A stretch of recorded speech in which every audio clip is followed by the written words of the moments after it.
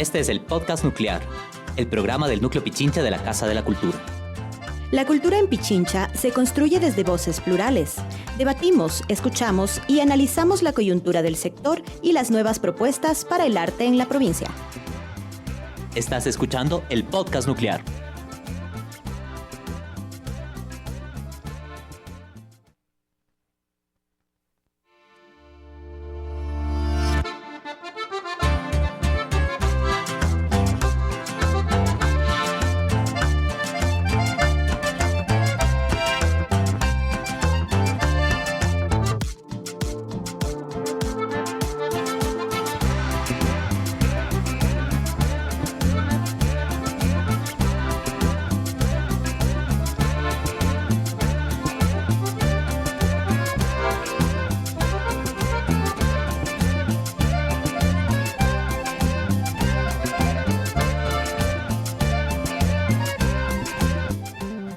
Toc toc, buenos días. ¿Hay alguien en este museo?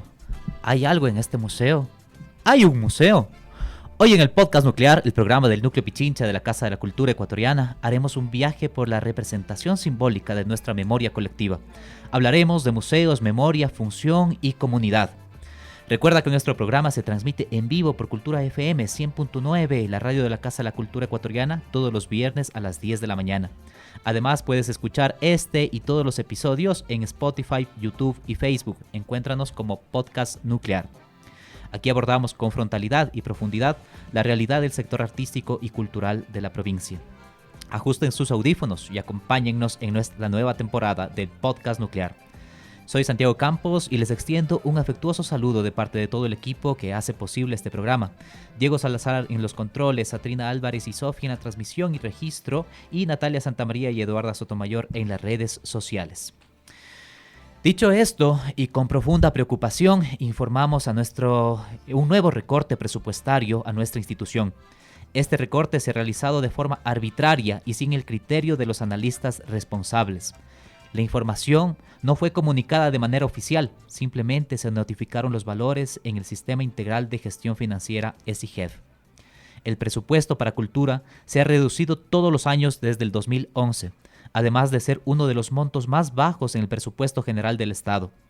En esta ocasión, el Ministerio de Finanzas ha notificado un nuevo recorte para la Casa de la Cultura Ecuatoriana de $66,502,14, un monto importante para la ya escasa inversión que realiza el Estado en el sector, que significa una reducción de más de $30,000 para los núcleos provinciales. Como Núcleo Pichincha de la Casa de la Cultura, rechazamos de forma pública esta nueva reducción en el presupuesto que impacta de manera directa a los proyectos y procesos que se sostienen para impulsar a un área tan desatendida como el arte y la cultura. La transformación de nuestro país no puede darse a partir de simples enunciados. La política pública se sostiene a través de una inversión que permita desarrollar alternativas y garantizar condiciones dignas de trabajo a artistas y gestores culturales.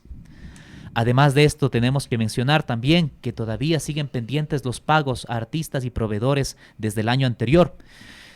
Situación compleja en medio de la cual anuncios como la creación del nuevo Museo Nacional hacen necesaria una reflexión del panorama cultural y también de la gestión del patrimonio cultural en nuestro país.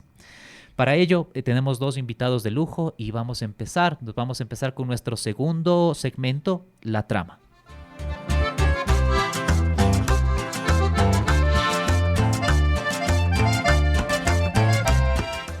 La Trama, donde las papas queman y las dudas se despiertan.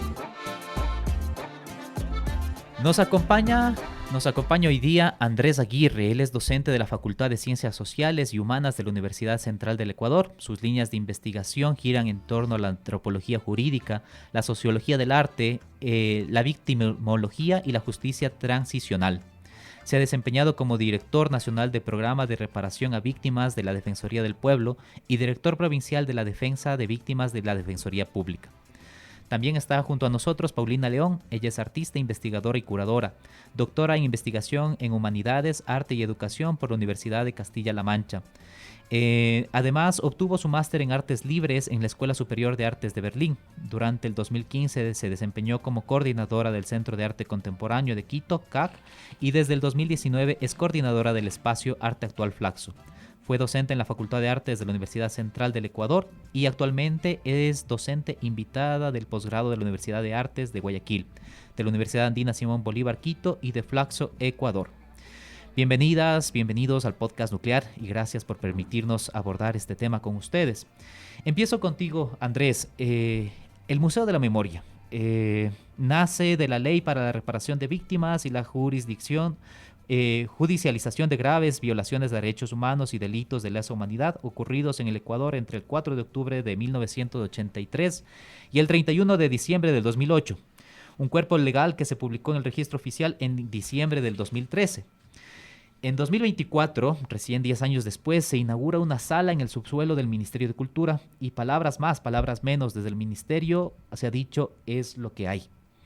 Por favor, Andrés, te invitamos a que nos puedas hacer un breve recuento de este tortuoso camino y del incumplimiento de la ley, pero sobre todo de tu reflexión sobre la importancia de contar con un espacio que problematice la violencia desde sus causas estructurales y los conflictos sociopolíticos y simbólicos. Bienvenido. Bueno, buenos días. Muchas gracias por la invitación. Gracias por la invitación a este espacio tan importante y justamente necesario para la reflexión de estos aspectos que son tan actuales con las condiciones que vivimos en este momento. Efectivamente, en el año 2008 se crea la Comisión de la Verdad y producto de las recomendaciones de la Comisión de la Verdad, en el año 2013 se establece una ley. Y es una ley importante porque es la primera vez que se va a implementar medidas de reparación por vía administrativa, es decir, no atraviesan un proceso judicial. Y en esta ley, en la disposición segunda, se establece la obligación de implementar, de construir un museo de la memoria por parte del Ministerio de Cultura. Es una ley novedosa porque el aspecto de conmemorar, ¿no?, reconocer a las víctimas aterrizado a través de la construcción de museo, es una forma en cómo el derecho está estableciendo un proceso de construcción de memoria. Es decir, el derecho está abriéndose a nuevos campos, ¿no? A dialogar no solo con las perspectivas jurídicas, sino a generar un diálogo interseccional, un diálogo interdisciplinario, ¿no? Entonces, hablamos de reparación simbólica a la construcción del museo. El derecho tiene muy poco que hablar de los símbolos, ¿no? Por eso es necesario que hable con los artistas, con la sociología, con la antropología en general, ¿no? Lamentablemente, esta medida no se cumple luego de casi 10 años y en el año 2020, efectivamente, lo que hacen los colectivos de graves violaciones a derechos humanos es interponer una acción por incumplimiento ante la Corte Constitucional. La Corte Constitucional en el año 2024 falla a favor de las víctimas y lo que dispone, como decías hace un momento, es la construcción del museo en el plazo de un año. Lo que sorprende es que el 7 de marzo del 2024, el Ministerio de Cultura y Patrimonio inaugura el museo sin la participación de ninguna de las víctimas, de ninguno de los actuantes ante esta causa, ante la Corte Constitucional, pero tampoco sin tomar en cuenta el lugar donde las víctimas, y no solo donde las víctimas querían que sea el Museo de la Memoria, sino también de acuerdo a la información que recogió el informe de la Comisión de la Verdad, que debía construirse en el SIC 10, ¿no? Un sitio tan emblemático donde sucedieron la mayor cantidad de violaciones de derechos humanos registradas durante los años 90. Ahora, esto no es un proceso aislado, existió un proceso de acompañamiento de expertos, principalmente del Ministerio de Cultura, expertos desde la academia que han acompañado, que han generado consultorías justamente a través de guiones museográficos para poder de alguna manera materializar la construcción del museo. Lo que no se entiende hasta el día de hoy es cómo esa inversión que hizo el Estado a través de las consultorías con una construcción de conceptos, de sentidos, desde las víctimas, desde los vecinos del SIC 10, no se vea reflejado en el subsuelo del Ministerio de Cultura y Patrimonio. Pero lo más grave aún es que ustedes cuando pueden visitar el museo existen testimonios, existen fotografías, existen nombres, existen relatos, ¿no? Existen casos que se relatan a través de los innúmeros materiales que se han desplegado en este museo, pero ninguno tiene la autorización de las víctimas para que esos elementos consten en ese lugar. Lo que estamos viendo es que nuevamente se genera un proceso de revictimización y el Estado ecuatoriano está construyendo una narrativa sobre las violaciones a derechos humanos que lo que hace es simplemente dejar de lado los hechos verdaderos y a los presuntos responsables, ¿no? Uh-huh. Paulina, leía en estos días un documento que publica el Observatorio de Políticas de la Universidad de las Artes acerca del Museo de la Memoria y resume en un párrafo lo que es el recorrido del museo como tal. No sé si tú has tenido la posibilidad de conocer este espacio y cuál es la perspectiva también desde el ámbito de la curaduría y del arte. Bueno, primero gracias por la invitación. Qué bueno este relato que nos haces, Andrés, recordando un poco cómo han sido los hechos en el caso específico del Museo de la Memoria. Pero claro, en general yo creo que la problemática es más amplia, ¿no? No se centra únicamente en la problemática del Museo de la Memoria, que es un clarísimo ejemplo, sino en la capacidad o no que están teniendo las instituciones culturales, los museos, de realmente trabajar en coordinación con las comunidades, que no son comunidades abstractas, que son comunidades muy específicas, como es el caso de las víctimas en este caso, ¿no es cierto? Cómo está o no trabajando en relación con las comunidades y cómo está generando o no relatos, nuevos relatos que nos permitan transformar los casos, en este caso, de violencia, ¿no? El museo obviamente nace como una institución colonial, o sea, el museo históricamente es una institución colonial. Históricamente ha sido generador de alteridad, ¿no es cierto?, de mostrar a los otros, de exotizar a los otros. Y estas son reflexiones que han sido obviamente en la actualidad, ya hace décadas, muy cuestionadas, ¿no es cierto? Y muchos museos en el mundo están repensando su rol, están retrabajando y están transformando el concepto mismo del museo en relación con las comunidades a las que se deben, porque el museo se debe, es un servicio social, es un servicio comunitario, es un servicio ciudadano. Entonces sí es una pregunta importante cómo los museos ecuatorianos están asumiendo este nuevo rol o no, están reafirmando las narrativas de poder o no, ¿no? Y en este caso, bueno, el Museo de la Memoria es un ejemplo claro. También tengo aquí un relato, unas declaraciones de la ministra Romina Muñoz para Mundo Diners del 27 de marzo del 2024, donde, cito textualmente, no solo se sustenta en el lugar en el que funciona, sino en la serie de actividades educativas sensibles que puede generar. Lo abrimos con esa convicción después de 10 años de que no hubo voluntad política para hacerlo. En el museo que podemos, es el museo que podemos dar y con el que podemos contar. Este es un museo que no guarda un patrimonio, sino una memoria. Un museo que está trabajando en proyectos educativos a favor de los derechos humanos. Cierro comillas. Cuéntanos un poquito cuál es tu perspectiva sobre estas declaraciones y cómo realmente, Andrés, está funcionando esto, ¿no? ¿Cómo es el vínculo? Tú entiendo que tienes también relación con las personas, con las víctimas. ¿Cuál es su sentimiento ante estas declaraciones y ante la inauguración de este museo? Sí, bueno, yo acompaño tanto al Comité de Víctimas como a la Mesa Nacional de Víctimas. Son dos colectivos que se crean a raíz del informe de la Comisión de la Verdad, que tienen una personalidad de hecho, sin embargo ya venían, digamos, militando desde los años 90 y 80 cuando se registran estas graves violaciones a derechos humanos. Es decir, ese clamor, esa militancia, esa lucha por justamente visibilizar las vulneraciones de derechos se refleja en el informe. Lamentablemente lo que la mayoría de ellos, de los sentidos que asignan a este proceso, es que nuevamente es un engaño, es nuevamente un proceso de revictimización. Yo les puedo contar que en febrero del año 2024, antes de que se inaugure el museo, la ministra nos invita a socializar la propuesta de creación, pero no fue una socialización, fue realmente una decisión ya tomada, y eso fue más bien una notificación. Fue una notificación que hace la ministra, ¿no? de carácter mucho más presencial con las víctimas. Las víctimas en ese momento, al enterarse que se iba a construir en el subsuelo, simplemente decidieron salir.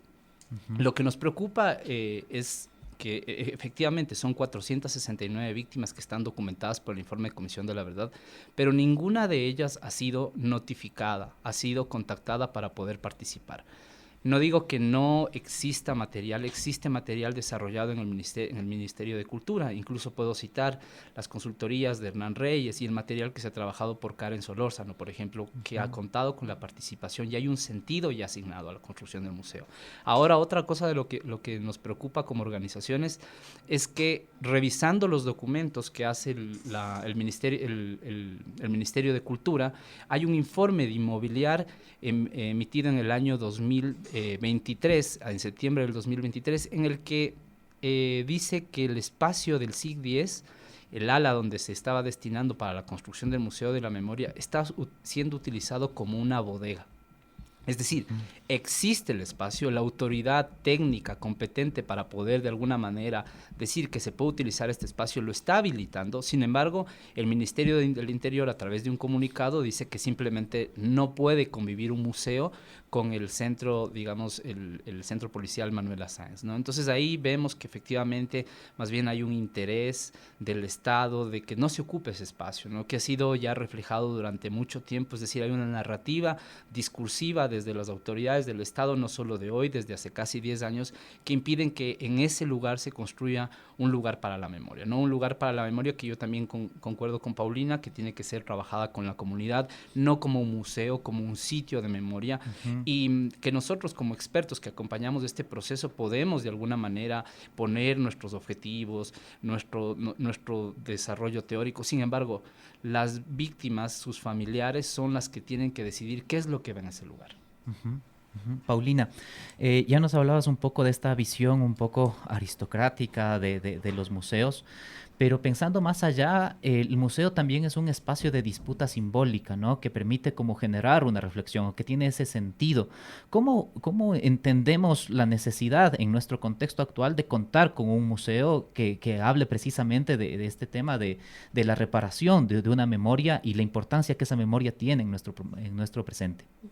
Totalmente, o sea, el museo genera narrativas sociales, culturales, narrativas que luego se establecen como verdad, ¿no? Uno va te llevan de la escuela a recorrer el museo y te dicen, así ha sido nuestro pasado, no es un cuestionamiento, es pasó esto, pasó el otro, ¿no? Entonces el museo genera unas narrativas de verdad. Y justamente ahora lo que se está haciendo, como decía ya desde hace un par de décadas, es cuestionar estas narrativas de verdad que obviamente han sido generadas desde el poder, ¿no es cierto? La historia es contada, como sabemos, desde quienes ganaron. Entonces es muy importante pensar qué narrativas nuevas necesitamos construir y es decir, en ese sentido, qué voces han sido excluidas en esas historias, ¿no es cierto? Entonces los museos en la actualidad ya no hablan de una historia, una gran historia, sino que son el espacio que acoge múltiples historias, múltiples visiones, muchas veces incluso contradictorias, porque así es nuestra historia y así son nuestras vidas, y cómo en esa contradicción podemos generar nuevos sentidos, nuevas formas de entendernos. Es fundamental que se escuche a estas voces, que lo que se llama, ¿no?, históricamente excluidas, ¿no es cierto? ¿Cuál sería la historia me invento del ferrocarril, ¿no es cierto?, contada por los indígenas que construyeron ese ferrocarril, ¿no? ¿Cuál sería la historia de los procesos emancipatorios contada por las mujeres que nunca fueron vistas en la historia y que fueron parte del proceso, ¿no es cierto? Entonces, el rol del museo es nuevamente ahora es ver esas voces faltantes, incluirlas, abrirnos al debate y en este caso, claro, debates que a veces pueden resultar muy dolorosos e incómodos, como es el caso de las víctimas, ¿no? No es un debate fácil, no es un conflicto fácil, es un conflicto que tiene una serie de dolores de por medio, pero hay que hacerlo. Es parte del deber de construir esta historia más justa y más equitativa. Andrés, tristemente e indignantemente también, en los últimos meses hemos visto varios casos, denuncias de violencia de parte del Estado que incluso han terminado como en denuncias de asesinatos, ¿no? En este contexto tan tan complejo en el que estamos viviendo, ¿cómo pensamos el rol precisamente de un museo contado, como nos dice Paulina, desde esas otras voces, ¿no? Que no venga desde una visión estatal como de la visión de los ganadores de la historia, sino como desde los otros relatos que existen en la historia? Sí, hay que decirlo con la tipificación del delito. El Estado cometió una ejecución extrajudicial, ¿no? Eso es lo que hizo. Eso es lo que la jueza de garantías constitucionales lo dice. Y por eso emite medidas de reparación. Y creo que es importante ahí también yo más bien quiero problematizar una de las cosas, uno de los aspectos de cómo tradicionalmente se viene pensando el derecho, ¿no? El derecho tiene que establecer un diálogo con la interdisciplinariedad. Y tiene recursos, tiene presupuesto para hacerlo. Cuando hablamos de reparación, por ejemplo, en el caso de los 4 de las Malvinas, ¿no? Se dice que se tiene que dar unas disculpas públicas. Cuando hablamos de disculpas públicas, estamos hablando 2 presupuestos, 2 garantías con las que trabaja el derecho, que son garantías de no repetición y satisfacción, garantías de satisfacción. ¿Qué son la satisfacción? El reconocimiento de la dignidad de las víctimas. ¿Y qué son las garantías de no repetición? Son la destrucción de esos arquetipos culturales, sociales que permitieron que se ejecuten esos tipos de vulneraciones. Entonces, cuando ustedes justamente dicen disculpas públicas, la creación de un museo, hay autores, hay ciencias, hay campos, disciplinas que justamente trabajan en esos temas para poder impedir que las graves violaciones a derechos humanos de alguna manera sucedan. Un ejemplo, podemos citar a varios autores, ¿no? ¿Qué tiene Walter Benjamin de decir del derecho? Es justamente que la narrativa oficial está escrita en un museo por parte de la verdad oficial, tal cual sucede en el Museo de la Memoria. El Estado, justo ayer hablaba con unas juezas y vamos a dar un taller sobre reparaciones, de cómo pensar que el derecho tiene la posibilidad justamente de enfrentarse, los jueces tienen la posibilidad de enfrentarse a que esos arquetipos culturales, sociales, traten de tener un freno, ¿no? Traten de que esas vulneraciones a los derechos humanos no vuelvan a suceder. Entonces tienes el arte, no tienes la construcción de museos, tienes mecanismos de rehabilitación, tienes mecanismos de sanación, que sin igual a duda, vuelvo a insistir en esto, nosotros podemos como teóricos, como expertos acompañar, pero las víctimas son las que de alguna manera tienen que decir qué es lo que se tiene que hacer. Y para mí es importantísimo lo que tú señalas porque tiene mucha relación, ¿no?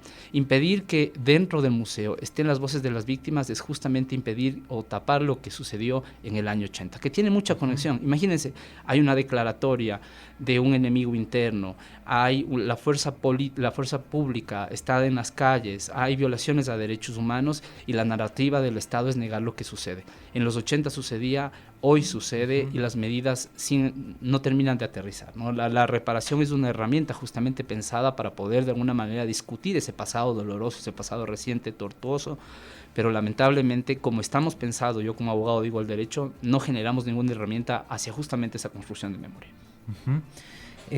Andrés nos ha hablado un poco de la importancia de la interdisciplina. Paulina, desde el arte también, ¿cuál es ese rol, no? ¿Cómo se está pensando las nuevas prácticas artísticas, los nuevos enfoques del arte para vincularse, obtener o generar también una voz desde estas voces ocultas que muchas veces desde la historia oficial no están presentes? Bueno, el arte contemporáneo trabaja desde ahí, ¿no? Desde la multidisciplinariedad y desde la transdisciplinariedad. Claro, en Flaxo y lo que es Flaxo Cultura y Arte Actual, esa es un poco nuestra línea, ¿no es cierto? Cómo vincular arte y academia en función de generar unos resultados artísticos, pero que han sido alimentados por una serie de influencias desde todas las áreas, ¿no es cierto? Puede ser el derecho, pero también puede ser la biología, puede ser la física, en fin. Entonces, ese trabajo es riquísimo, ¿no? Y ese trabajo brinda una serie de nuevas posibilidades para el arte y una nueva serie de posibilidades para quienes experimentan y experiencian el arte, es decir, para los públicos que, como digo, no son abstractos, sino que son comunidades específicas, ¿no es cierto? Entonces, ese diálogo es muy rico. Y creo que es muy necesario justamente cuando estamos hablando de problemáticas como las que hemos tratado hoy, sobre todo de derechos, ¿no es cierto? Necesitamos alimentarnos mutuamente entre sociólogos, abogados, pensadores de la economía, ¿no es cierto?, del arte, de la creatividad, para pensar alternativas. Necesitamos generar alternativas que nos permitan justamente estas reparaciones y estas no repeticiones, como mencionaba Andrés, y que es lamentable, ¿no es cierto? O sea, bien tú dices, lo que pasó en los 80s está pasando ahora, y pasó ahorita con los 4 niños de las Malvinas, pero la semana pasada hubo otro caso más, ¿no es cierto? Y otro caso más. Entonces, por ejemplo, ese imaginario de estos niños racializados, empobrecidos, como delincuentes, como terroristas, como vidas que no merecen ser vividas, ¿no? Como diría Butler, sigue afianzándose. Y frente, por ejemplo, a estas ejecuciones extrajudiciales de estos últimos meses, ha reinado el silencio, ¿no es cierto? De parte del gobierno y del Ministerio de Cultura. Ha reinado el silencio, ¿no es cierto? Un silencio cómplice, un silencio que justifica, un silencio que reafirma más bien estas narrativas de poder y estas narrativas, que quitan cualquier integridad y dignidad a las personas. Entonces, es muy cuestionable cuál es el rol, en este caso, del nuevo Museo Nacional, por ejemplo, frente a estas narrativas. ¿Qué se va a contar ahí? ¿Quiénes lo van a contar? ¿Qué espacio hay ahí justamente para reflexionar sobre estas ejecuciones extrajudiciales, ¿no? ¿Cómo va a participar ahí la población afro, por decir, ¿no es cierto? ¿Qué mecanismos se están pensando? Más allá de tener un super edificio, que qué bueno que vaya a tener el museo, que tenga condiciones óptimas para la conservación, que qué bueno que sea así. El museo ya no es un espacio de conservación de objetos, el museo es un espacio de transformación de las sociedades, de los imaginarios, de las relaciones, y si es que no va por ahí, pues poco sentido tiene. Estamos conversando con Paulina León y Andrés Aguirre sobre los museos, memoria, función y comunidad. Pero en este momento quiero que hagamos una pequeña pausa. Vamos a escuchar nuestra canción del día de hoy. Recordarles que nuestro espacio siempre retoma música producida por autores de Pichincha y del Ecuador. Y esta vez tenemos Ama Niña. Es una cantautora, compositora y gestora cultural ecuatoriana que reside en Buenos Aires, Argentina. Su música recorre diferentes géneros que van desde el pop rock hasta la música urbana, atravesando por diferentes músicas latinoamericanas y electrónicas. En esta ocasión vamos a escuchar del disco Lo que sustenta, del lado B, la canción Ni tú ni yo, tema que cuenta con la participación de Detonator y la producción musical de Sol Aizirietz. Escuchemos entonces Ama Niña.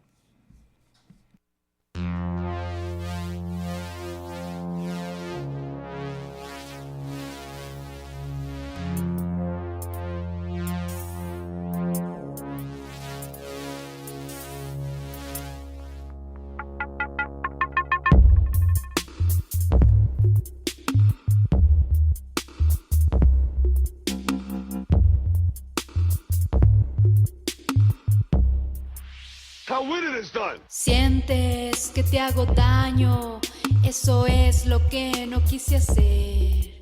Serás lo mejor del mundo hoy, siempre como ayer.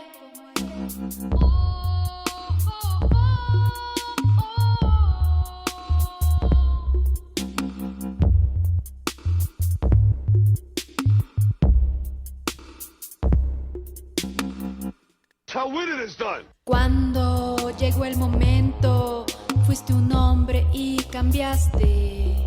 Se volvió duro el camino, dejaste de pensar. Buscaste una sombra a quien señalar, una luz que evitar. Importa lo duro que resistas, trasciende en mis días.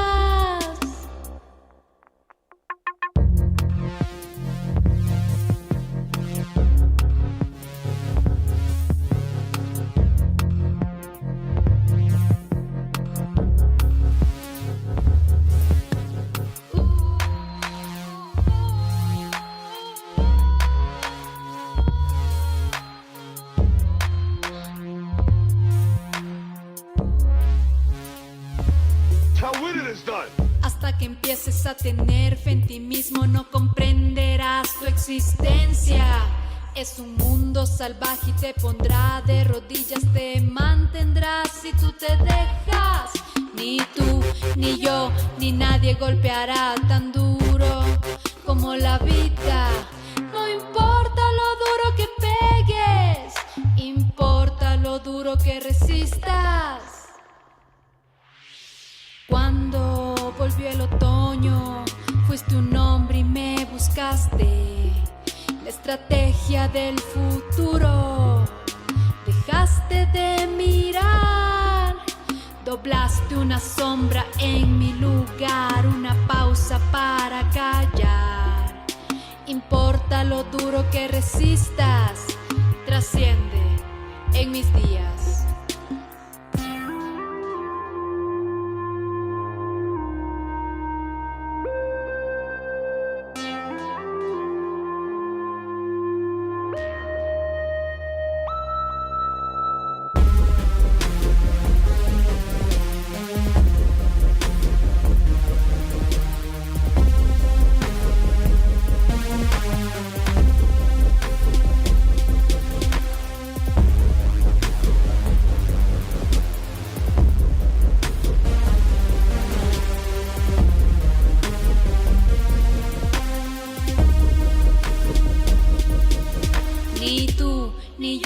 Ni nadie golpeará tan duro como la vida. No importa lo duro que pegues, importa lo duro que resistas. Es momento de la pausa. Pero enseguida volvemos en el podcast nuclear. Pedro Restrepo, más de 30 años de ternura y resistencia contra la impunidad. Asómate, mi querido, estábamos por nuestros desaparecidos y un pueblo que no te olvida. Un poco más de latidos, un poco más de vivir. Concierto gratuito con La Rocola Bacalao, Mamá Vudú, Liz Pusicola, Álvaro Bermeo, Jaime Guevara, Después de vivir algunos años, Margarita Lazo, En la vida nunca hay calma. Surumba, Pacul, Gianni. somos de barrio Con la presentación especial de Carlos Michelena. Sábado 15 de febrero, 3 de la tarde. Teatro Nacional de la Casa de las Culturas. Descarga tu entrada en Buen Plan. Desaparecidos. Nunca más. Nunca más. Jamás me voy a cansar yo de buscar a mis hijos, de buscar la verdad. Hay otras cosas por las cuales yo no lucho, que no valen la pena, pero por la vida, por el amor, ¿no? Eso es eterno. Un aporte de Cultura FM 100.9.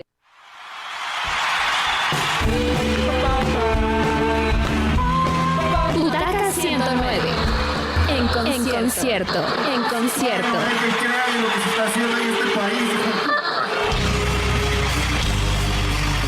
Los grandes artistas y sus presentaciones en vivo.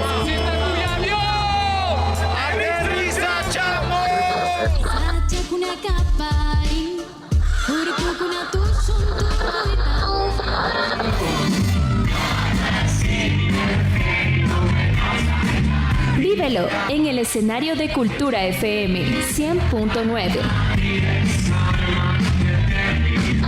De lunes a viernes de 3 a 4 de la tarde.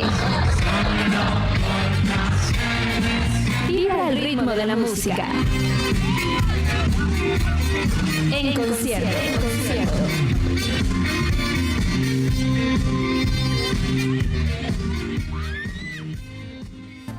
¿Nos extrañaste? Ya estamos de regreso en el podcast nuclear. Más que luces, Más que show, cultura también es acción. Estás escuchando el podcast nuclear.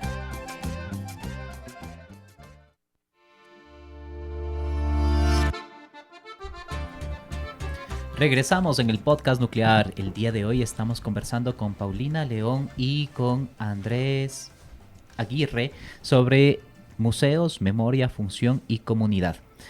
Antes de la pausa, Paulina, habías mencionado un poco ya el contexto de la creación del anuncio de la creación del MUNA, del Museo Nacional. Pero justo estábamos discutiendo también sobre cuáles son los relatos, ¿no? Cómo estos relatos oficiales ocupan o llenan como las salas de exposición, mientras otros relatos que permiten precisamente esa discusión simbólica de la memoria no están presentes. Este anuncio del nuevo museo, se lo hace primero por TikTok, Después va a ser un museo en el centro norte de Quito. Se lo anuncia en medio de una campaña política. Y que se menciona también que la inversión vendrá de parte del sector privado, de organismos internacionales y una inversión del Estado. En este contexto, ¿cuál es tu perspectiva sobre este anuncio? Bueno, tener un museo nacional que tenga casa propia siempre es positivo. Qué bueno que el Museo Nacional al fin vaya a tener una casa propia, eso es positivo. Que el museo está muy bien ubicado en el centro norte, ¿no es cierto? República y Eloy Alfaro también es como muy asequible, porque en algún momento se pensó que vaya a la mitad del mundo, ¿no es cierto? Entonces, que vaya a existir esa casa propia para el Museo Nacional es positivo. Ahora, frente a ese anuncio de que se construirá el nuevo museo, falta mucha otra información, ¿no es cierto? Desde cuestiones muy prácticas de cuánto va a demorar esta construcción. Estamos hablando de procesos de 2-3 años, o será que el museo lo tendremos de aquí a 15-20 años, no sabemos. Y por otro lado, lo más importante es qué relatos van a contener ese museo, ¿no es cierto? Se va a replicar el concepto curatorial que está actualmente en el MUNA, ubicado aquí en la Casa de la Cultura, se va a crear nuevos relatos, hasta dónde van a ser partícipes nuevamente las voces que cuentan estas historias estas historias silenciadas, qué rol va a tener ahí, por ejemplo, la construcción de estas nuevas identidades en función de la no repetición, ¿no es cierto?, o en función de la reparación. ¿Qué tal? No sé, solo me pregunto ahora, ¿qué tal si un área de esas, no sé, creo que era como 13,000 metros cuadrados, no estoy segura del el tamaño, ¿qué tal si una parte de eso va dedicada al Museo de la Memoria en vez de estar en un subsuelo con muy poco acceso por los horarios y por la misma ubicación escondida? Entonces queda, más allá del anuncio en tiempos de campaña, ¿no es cierto?, de este nuevo gran museo, están todas las preguntas de qué va a ser y por dónde va a ir, y quiénes van a actuar y cómo se va a accionar. El MUNA tiene una historia en la que ha habido unos relatos interesantes y alternativos de manera muy puntual, dependiendo quién ha estado en la dirección. Y creo que ese vaivén no es bueno, ¿no es cierto? ¿Cuáles son realmente, como institución, los principios del Museo Nacional, más allá de la persona de turno que esté? Entonces, esas reflexiones están pendientes, de eso no se ha hecho ningún TikTok, entonces estamos a la espera de saber un poco cuál va a ser la propuesta. Andrés, la semana anterior, te comento, estábamos en este mismo programa conversando sobre los planes de campaña de los candidatos y dentro del plan del actual presidente candidato no se menciona la construcción del MUNA. Sin embargo, aparece como dentro de esta etapa preelectoral como este anuncio. Y es importante también que estos análisis los podamos hacer como dentro de una coyuntura específica, es decir, dentro de las decisiones o de la visión política en la que estamos viviendo. ¿Cómo ves también desde ahí este anuncio de la creación de un Museo Nacional y también del tratamiento que se está dando al patrimonio, a la memoria simbólica y a la vinculación con los actores, las comunidades que forman parte de este proceso? Bueno, yo también con Paulina estoy de acuerdo que tiene que haber un lugar, es una deuda histórica que tiene el Estado ecuatoriano y qué mejor que se designe un lugar que ya el Estado, digamos, lo ha propuesto, ¿no? Un lugar céntrico, un lugar asequible, además también es un lugar en el que, digamos, pueden establecerse muchas, digamos, actividades, la construcción, no solo la materialización de un lugar a través de una infraestructura, sino que también es importante empezar a debatir, ¿no? ¿Qué es lo que se va a poner en ese lugar? Porque, como decía Paulina, generalmente, cuando justamente viene el gobierno de turno, es el que generalmente toma la decisión de que esté ahí. A mí, en relación a lo que me preguntabas, en arte y cultura, que no esté dentro de los planes, sino que se haga como una política de campaña, es realmente preocupante. Más bien, el arte y la cultura debería estar dentro de uno de sus pilares de campaña y no la militarización de la sociedad, ¿no? Nosotros vivimos actualmente una militarización securitización, donde ha permeado las bandas criminales y donde la única forma de dar solución a estos problemas es la securitización de la sociedad. Entonces, ¿por qué no decir que justamente estos espacios para arte, para cultura, en el que puedan trabajar niños, niñas, adolescentes, y toda la interseccionalidad, ¿no? Mujeres, diversidades sexogenéricas, que justamente se vinculen a estos espacios, va a ser muy importante, porque es la única forma de poder articular otros mecanismos distintos, alternativos a ese discurso de securitización, ¿no? Vemos que la violencia o el discurso del presidente durante estos años no ha dado solución a los problemas centrales, que los problemas centrales son justamente falta de acceso, ¿no? A servicios básicos como son salud, empleo, cultura, arte, que de alguna manera van a poder generar un proceso mucho más, digamos, de presencia del Estado, y que obviamente estos grupos delincuenciales no sigan teniendo presencia en los estados, ¿no? Hablamos del MUNA, pero ¿por qué no hablar de casas culturales? ¿Por qué no hablar dentro de esa política, justamente dentro de cada provincia, dentro de cada GAD, una casa cultural, ¿no? Era una propuesta que ya tenían las víctimas justamente de graves violaciones de derechos humanos para poder descentralizar digamos, los procesos de construcción de museo. Imagínense lo interesante y lo importante que es tener, no solo llevar a los espacios como las casas que digo provinciales, llevar a los centros de privación de libertad, ¿no? El arte. Por ejemplo, en Argentina tenemos muy buenos ejemplos de cómo a través del arte y la educación no formal se generan espacios de participación y de verdad de rehabilitación y de reinserción a las personas privadas de libertad. Entonces, a la pregunta que me mencionas, es necesario que exista dentro no solo del presidente, de todos los candidatos, políticas que estén centradas en la cultura y el arte. Paulina, tu reflexión final, pensando también desde la experiencia educativa y cómo mirar de otra forma los museos. Yo creo que no es una falta de recursos, sino que es una falta de visión y voluntad muchas veces.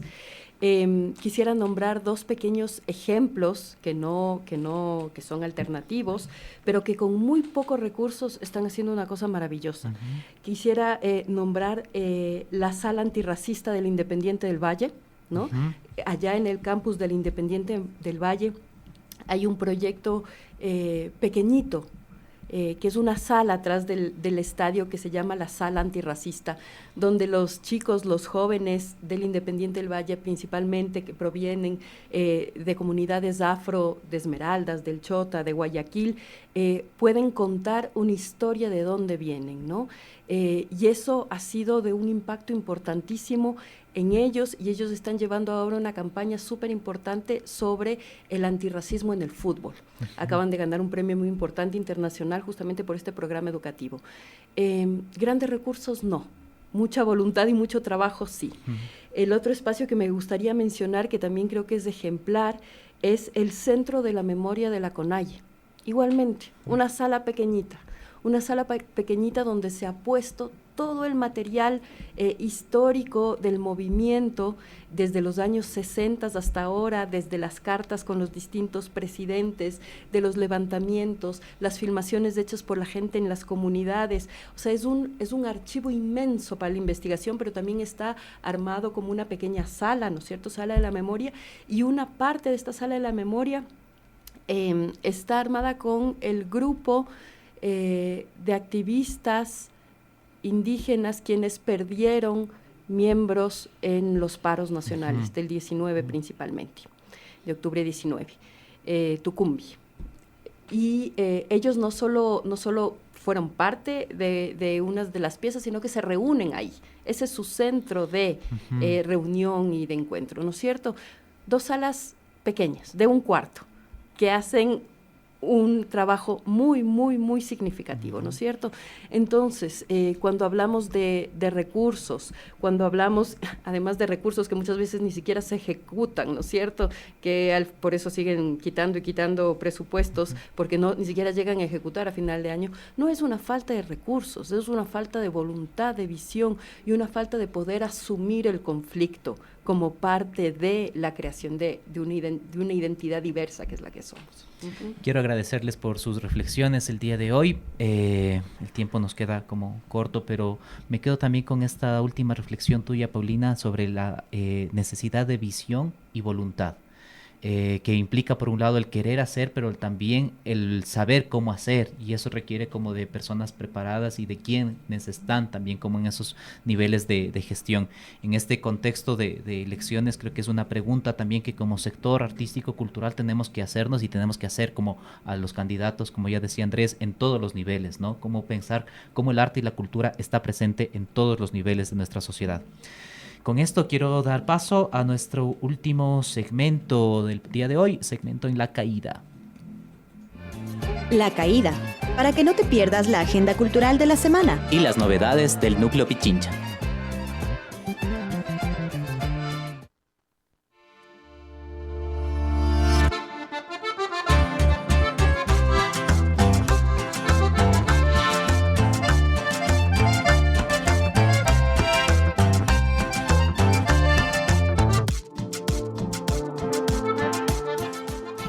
Y retomamos en el podcast nuclear, en nuestro último segmento, La Caída, para avisarles de las novedades del Núcleo Pichincha y también de colectivos artísticos independientes que están trabajando alrededor de toda la provincia.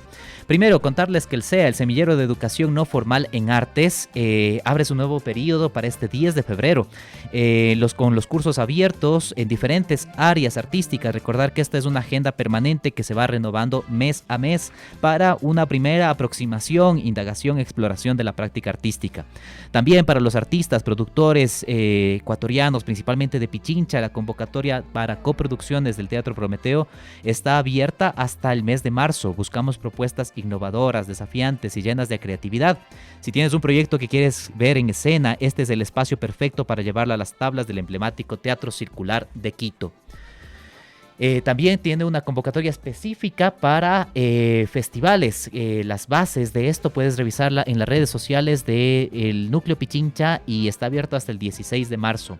También contarles que desde el cine comunitario la convocatoria a cineastas está abierta. Estamos en la búsqueda de 2 cineastas con experiencia demostrable en cine comunitario para llevar a cabo un proyecto con adolescentes en la provincia de Pichincha entre los meses de marzo y junio.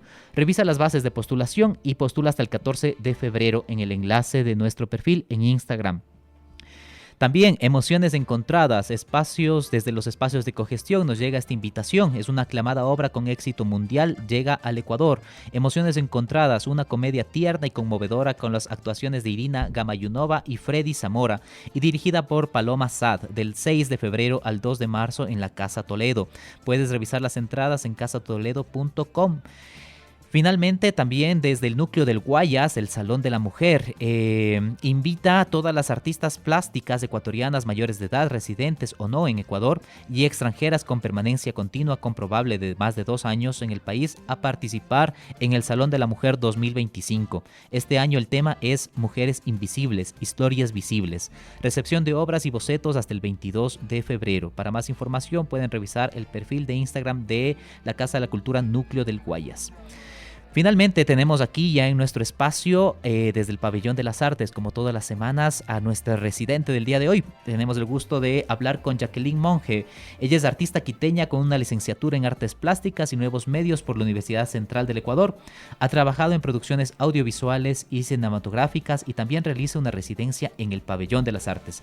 Jacqueline, bienvenida, buenos días. Cuéntanos rapidito de qué se trata tu proyecto de residencia y cómo se está funcionando este. Ya, buenos días a todos. Claro, mi residencia se llama Criaturas Mágicas, Seres Interactivos y básicamente trata sobre el estudio de la forma que abarca diferentes disciplinas desde la morfología, el diseño, arquitectura. Pero en este caso a los chicos quiero como brindarles ciertas metodologías donde ellos puedan desarrollar proyectos propios con base a este funcionamiento en sí de la forma, que lo abstraemos, claro, ¿no? Desde la naturaleza, formas orgánicas, inorgánicas. En este caso, yo estoy trabajando con chicos desde los adolescentes, jóvenes y adultos. Y tengo bastante acogida, sobre todo con chicos que se desenvuelven bastante en la parte de las artes escénicas. Entonces, esto no Bueno, este proyecto les ayuda sobre todo a la creación de sus propios personajes que puedan estar vinculados a esta parte de la parte escénica y...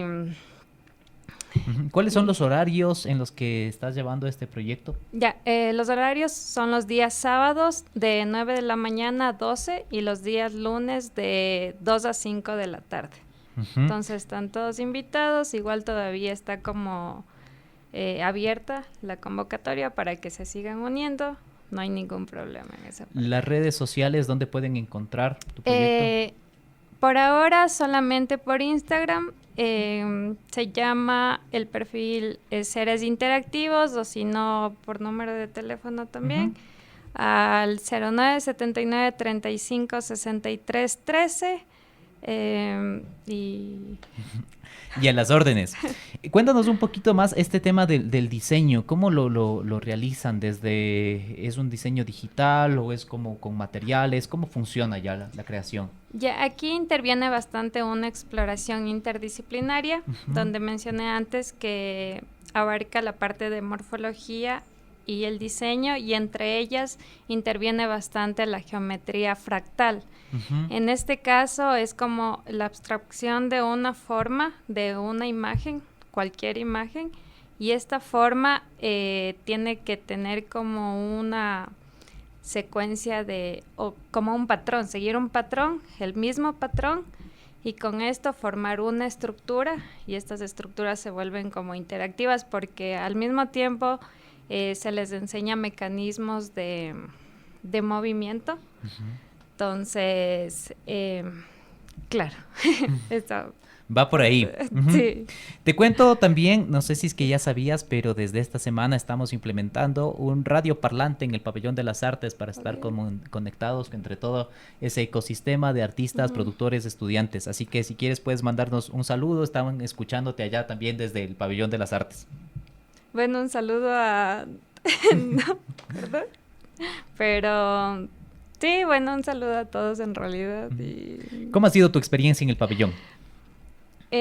Por ahora, al realizar solamente como actividades preliminares ya para estructurar todas estas formas o seres móviles, como yo los llamo, ha sido bastante nutritivo porque como tengo chicos de diferentes disciplinas, creo que ha sido bastante bueno por el hecho de que exploramos diferentes disciplinas y aprendemos mutuamente. Entonces, ¿Cómo has podido conectarte con este público? ¿Cuáles han sido los medios por los cuales has llegado a conformar este grupo de participantes, de chicos que están en tu taller? ¿Cómo llegué a conectar con ellos desde un comienzo por la parte de difusión? Bueno, hice difusión en la Universidad Central, en la parte de la Facultad de Artes, sobre todo con chicos que están iniciando la carrera. También en algunos institutos como el YABQ o incluso en la universidad, en la Católica, Salesiana, he ido como a entregar unos flyers, a poner igual estos flyers en carteleras. ¿Y con qué expectativa llegan los chicos? Están bastante interesados porque es algo nuevo que usualmente no... uno mismo como que no espera, o sea, es algo diferente del arte que nosotros conocemos, ¿no? Que usualmente la parte básica del arte, ¿no? Que se brinda talleres, por ejemplo, de pintura, dibujo, escultura, pero esta parte es como que ya abarca mucho más disciplinas, que sí te permite como explorar otras áreas. Estábamos conversando con Jacqueline Monge sobre su proyecto de criaturas mágicas, el diseño de figuras, animales, ¿no es cierto? Como desde patrones de la geometría fractal. Sí, me aprendí bien la lección. Queremos también mandar un saludo a todo el ecosistema del Pabellón de las Artes. Como les contaba, estamos iniciando con esta idea del radio parlante también desde allá. Y finalmente, pues invitarles a todos los artistas, gestores y a las personas que nos están escuchando a que nuestro voto, nuestra participación política de este día domingo, lo podamos hacer también en base a una conciencia de las circunstancias políticas en las que estamos, pero también desde dónde vienen las propuestas. Hemos analizado el día de hoy el tema de los museos, pero desde nuestra institución nos resulta también contradictorio ver cómo se anuncia la creación de un nuevo museo en medio de una campaña, al mismo tiempo que se reducen presupuestos a otras instituciones culturales, y al mismo tiempo de que muchos artistas, proveedores de la Casa de la Cultura siguen sin recibir su pago de parte del Ministerio de Finanzas. Entonces, sea quien dirija los futuros de nuestro país, creo que la organización colectiva de nuestro sector va a permitir, es lo único que va a permitir que empecemos a vernos como trabajadores y exigir también nuestros derechos desde estos espacios. Clamamos nuestra voz de protesta desde este espacio precisamente ante estos recortes, ante esta desidia de parte del gobierno de pensar la cultura como un eje que puede articular muchos sectores y muchas necesidades que tiene ahora nuestra sociedad de entretejer esos sentidos. En ese sentido, pensemos también como las políticas que vienen desde visiones que requieren recortar el Estado, y cuando se habla de recorte del Estado muchas veces no se piensa qué es el Estado, y el Estado también son los educadores, también es la salud, también es el ámbito de la cultura, del cuidado del patrimonio tan necesarios para nuestros sectores. La invitación entonces a que podamos pensar críticamente nuestro voto, y también a que más allá de esta coyuntura que el mismo sistema nos impone y que muchas veces no tenemos muchos elementos o muchas alternativas de dónde escoger, pensemos que la construcción política la hacemos desde nuestros propios espacios, desde la discusión permanente y colectiva, para ir construyendo sociedades desde las bases. Eso es todo por hoy en el Podcast Nuclear. Soy Santiago Campos y nos vemos la próxima semana. Gracias por escucharnos en el Podcast Nuclear, el programa del Núcleo Pichincha de la Casa de la Cultura. Escucha todos nuestros episodios en Spotify, YouTube